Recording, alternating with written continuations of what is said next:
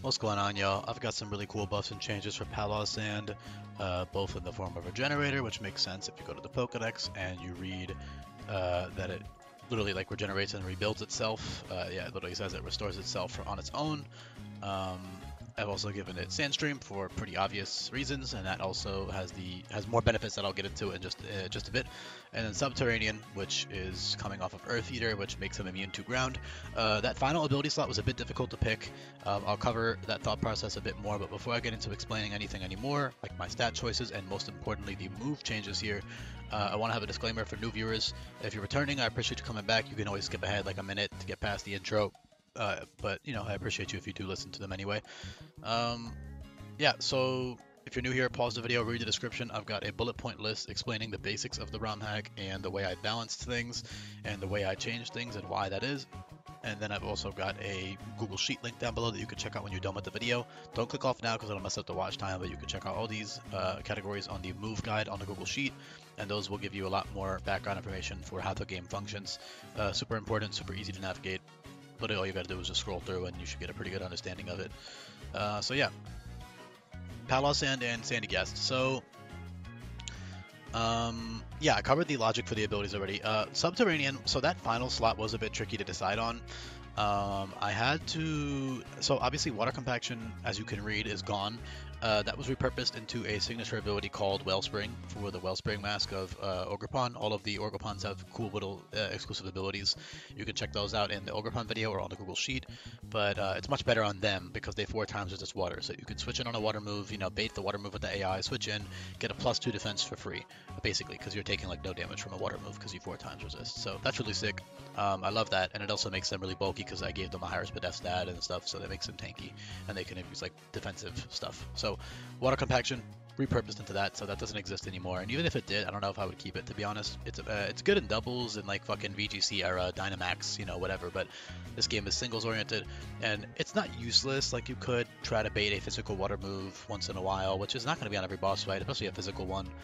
I don't know, it's very niche, and then like what, you get +2 defense? I don't know, just click fucking iron defense. It's kind of, I don't know, not that good. Water absorb is something that a lot of people might think, but it doesn't actually make any sense if you like read. It literally says that he hates the rain, and he cannot maintain his shape, and he hates the water. If he gets rained on, so yeah, no water absorb. So the last logical choice that I was thinking of was Subterranean because I want that final ability slot to be worth using over the other two. So Subterranean is really cool. I think a Sandcastle being immune to shit like Earthquake and Earth Power and stuff, and Mud moves and stuff makes sense. Like he's kind of just absorbing the sand or the ground to like add it to his body. So I think that's pretty cool. And then Sandstream is useful for pretty, like, okay, number one, it overrides other weather, right? So you can switch it in if the AI has like drought or drizzle, and you can override that. It also activates your own abilities like Sandstream. It activates Weather Ball, which every special attacker in the game now gets access to, so you can get a 100 power rock type move. Of course, you yourself can also abuse Sandstream for a 100 power rock type move if you want. Because your only other rock moves are all physical besides Meteor Beam, which obviously your physical attack is not very good for logical reasons. I didn't really see it being physical at all. I'll cover the Bone Rush in a second, by the way. I know some of you guys might be eyeing the Bone Rush exclusive here. I'll explain that in a bit, but yeah, Sandstream's good. You know, it also gives you Set Amend. Set Amend will heal you by 2/3 if Sandstream's active, so that's pretty good. And unfortunately, Sandsear Storm does not have a missing effect in the sand. I can't change that, that's hard-coded. It still only works in the rain, but would be kind of cool. Because then Sandstream would get even more usage. Obviously, Regenerate is great, right? Like, you're swapping to Subterranean when you want the immunity, you're swapping to Sandstream when you want the utility of the weather. Otherwise, you're going to be using Regenerator in a lot of fights. And Regenerate is great, you know, it makes a lot of sense, and he's really tanky and also pretty strong. Obviously the typing, you know, has a good amount of weaknesses, but it also has a good amount of resistances, and 2 immunities. 3 if you count the ground one. So you have ground, electric, and normal, which is super, super good, and then you're also resistant to bug, rock, and poison. So, oh, and fighting, by the way, sorry. So fighting, ground, normal, and electric. That's 4 immunities, which is super fucking good. Very, very, very good immunities on this guy. And yeah, he's strong, he's got some priority like Mudshot and Spook, but also Bone Rush and Sandsear Storm, so those are 2 exclusive priority moves. So Bone Rush is rock now instead of ground because of Houndstone is now a rock ghost, and you can watch the Houndstone video to learn more about that, but this move is designed for Lucario, Mandibuzz, and Houndstone. Only recently did I realize that Bone Rush makes sense on Palossand because of that one Pokedex entry that I listed here, talking about how it literally shoots the bones of its victims out. And so I was like, you know what, I'll throw it on there for flavor. It's not the most useful thing in the world, but it definitely has some niche use cases because with loaded dice, it's still a 100 base power priority rock move. Not to mention it hits through Focus Sash, it hits through Sturdy, hits through Multiscale, hits through Energy Shield. So having a priority 100 power move, even if it's coming off of your 60 base attack, is useful. If it was Ghost type, it would be cool, but it's not as cool because you already have Spook for special Ghost type priority and Mudshot for ground. So I actually like it being rock on Palossand. I think it gives it more of a use case on him. Obviously, you're not going to be using it that often, but once in a while, it's a cool little tool. And it's much better on Lucario with Skill Link, Stab with Houndstone, and Rock coverage is much more useful on a Dark Flying type like Manabuzz than a Ghost type move would be, because Ghost is pretty redundant with Dark coverage. So Dark Stab. Ghost coverage is useless almost with a Dark Stab. So yeah, that's why it's Rock type. And then flavor-wise, I mean, Bones being Rock type makes plenty of sense to me, just as much sense as them being Ground type. So yeah, Sandseer Storm is a really powerful flinch move that requires a wide lens.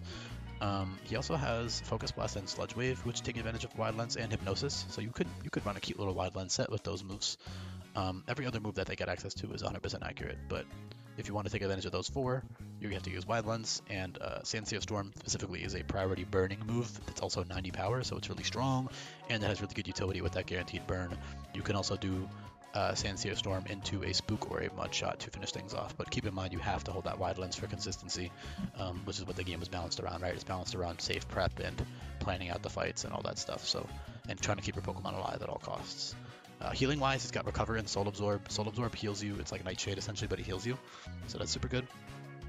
And then Recover is just a healing move before you get access to Sediment at 30. So for the early game, you get Recover, then you get Sediment. You also get Strength Sap even later. Strength Sap makes plenty of sense. They learn like absorbing moves by level up, and it talks about like draining vitality. So that's pretty sick. Strength Sap flavor-wise really cool, and also defensively, obviously on something that's this bulky and slow, Strength Sap is an awesome tool there. You got, you know, strong Ghost Stab, Shadow Ball's 90 power, Astral Storm is 120, but you can't use it twice in a row. But on a bulky, slow Pokemon like this, that's not a big deal at all. Could do some like Hex Will-O-Wisp shenanigans. You've got some solid coverage, like grass moves, poison moves, some rock moves, fighting moves, water moves. I don't know if I said that yet. But yeah, that's pretty much it to cover, all things considered. Bitter Malice and Chilling Water are debuffing moves that drop attack and special attack by -1. I gave them access to Scorching Sands early. Most of the time, I try to avoid overlap with TMs and level ups because there's not enough room most of the time to have that overlap. It's just really redundant. And there's so many new moves in this game and so many good moves in this game that it just doesn't make sense to have overlap between these two. However, I thought it was cool. Obviously, Sand Tomb is like good early game, and just in general, it's 60 power, 100% accurate special move now. So Sand Tomb is special, so that's good ground stab. You've got Mud Shower priority, and then you get access to Mud Shower and Scorching Sands, but you get Scorching Sands earlier than Mud Shower because Mud Shower is almost strictly better than Scorching Sands for the player, because Mud Shower is stronger by 5 points and it has a guaranteed speed drop, while Scorching Sands is 5 points weaker, and it does have that burn chance, but the burn chance is only good for the AI. It's not very consistent for the player to take advantage of at all. Like I would never plan around trying to get a Scorching Sands burn. That's not a good strategy at all, especially when you have 100% accurate Will-O-Wisp anyway. Acid Reflux is cool. That poisons and drops Spadef by -2. That's really good on like a slow, bulky Pokemon like this. They don't get access to any pivoting moves because flavor-wise, I don't see any of them. I don't see Parting Shot. I don't see Baton Pass. Obviously, I don't see U-Turn or Volt Switch or anything like that. So I opted not to give them any, which is fine. They'll survive. You can still do eject button regenerative stuff with a single-use consumable eject button per boss fight. So you get one free pivot with that, with Regenerator, which is pretty good. And you can also just use it to like pivot with immunities, right? Because you have 4 immunities and you also have a good amount of weaknesses. So you can bait, like if you have a teammate that covers all your weaknesses, you can kind of pivot between them really well. So that's really dope. Let's see what pair could be like a flying on, it looks like, because it's immune to a bunch of stuff. But anyway, yeah, you get the idea. But yeah, that early Scorching Sands is cool because level 18 means that, so Scorching Sands and Mud Shower TMs are unlock at level 2, 2 badges. So the level average for that is 21, and the cap is 18 to 24. So for the level 18 boss cap, you'll have Scorching Sands before the Gym Leader because you don't get 2 badges till after the Gym Leader, right? Or whatever, yeah, whatever badge that is. And then for all the level 21 to 24 pads, you'll get Scorching Sands early. So I just think it's cool to get like the Sand Pokemon to actually abuse the Sand move for a bit. Obviously, Sand Tomb is good early game until you get to level 18. And then obviously Sand Tomb is still good for stalling and like dealing residual damage if you want to do that instead of dealing immediate damage with Scorching Sands. And then you got Mud Shower, which is stronger. Then you got Earth Power, which is 100 power. And then you got Mud Bomber, which is even stronger. It's special ground type surging strikes, and it also drops speed by -3, which is really useful on a slow Pokemon like this. You can use Mud Bomber and 2-hit KO things and outspeed them the second turn. Obviously, Mud Bomber can't be used twice in a row like all the other surging strikes, and we could blow moves for the most part. But that's not a big deal when you're a slow bulky Pokemon, so Mud Bomber is also great. What else is there? Not too much else to cover, really. Yeah, super stally Pokemon, can be good offensively too. It really appreciates Quick Claw too if you want to use it offensively because you can switch it in, take a hit, and then Quick Claw blow something up with one of your coverage or stab moves. And you already covered all the priority stuff like Bone Rush and Sandsear Storm and Spook and Mudshot. So yeah, super stally, fun to use, fun, cool design. I like Palossand a lot.